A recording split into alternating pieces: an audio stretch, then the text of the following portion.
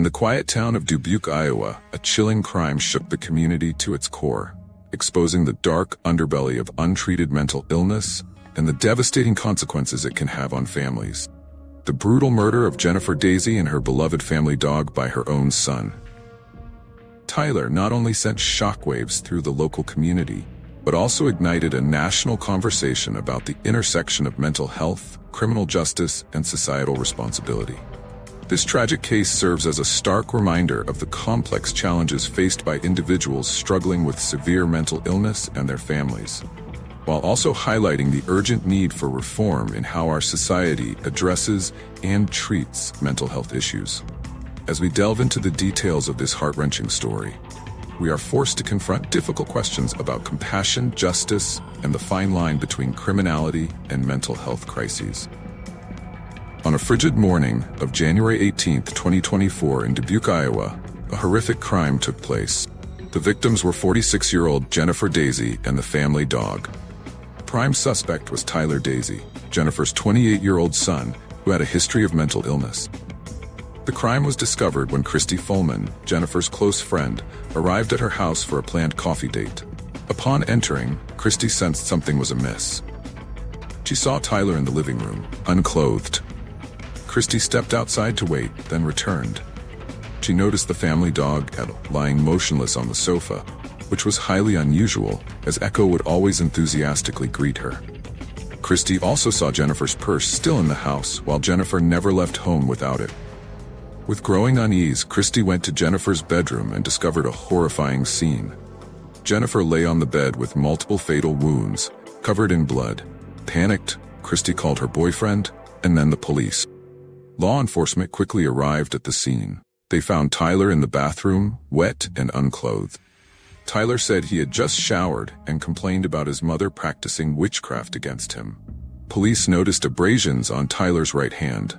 During the house search, police found a blood-stained tomahawk in the bathroom. Tyler admitted it was his. Blood samples were collected from various locations in the house and sent to the state crime lab for analysis. Tyler was taken to Mercy Hospital for a health check before being arrested. The investigation continued to gather more evidence. Police reviewed doorbell camera footage, verified witness statements, and alibis of those involved. Tyler's brother and sister were also interrogated and ruled out as suspect. Tyler's blood test results showed positive for 3 types of THC, but negative for harder drugs. Tyler was charged with first-degree murder and animal abuse. At his bond hearing, Tyler was observed laughing throughout the proceedings. Bail was set at $2 million cash only. Family members revealed that Tyler had struggled with mental illness for years.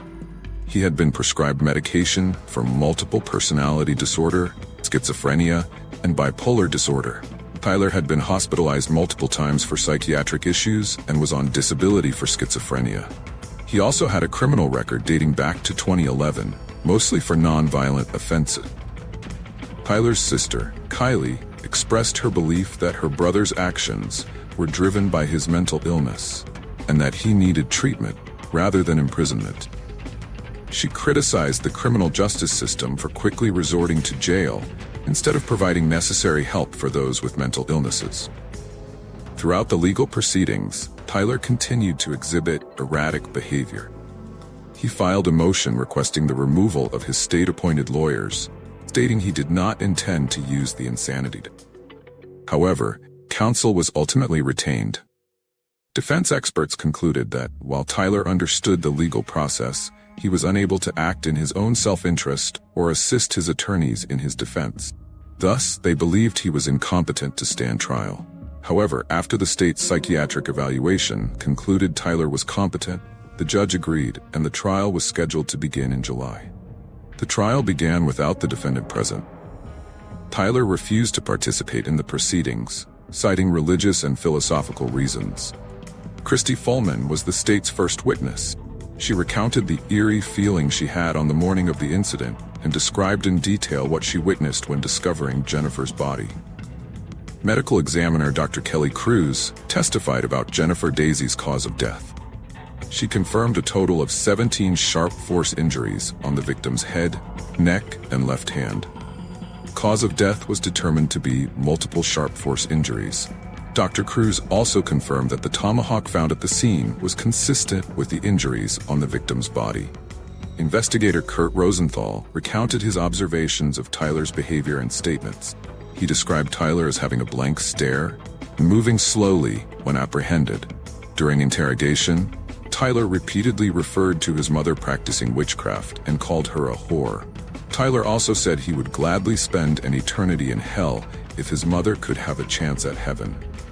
In closing arguments, the prosecutor presented evidence against Tyler, including Jennifer's DNA on the tomahawk handle, Tyler's palm print on the weapon, abrasions on Tyler's right hand, Jennifer's blood throughout the house, no signs of forced entry, and doorbell camera footage.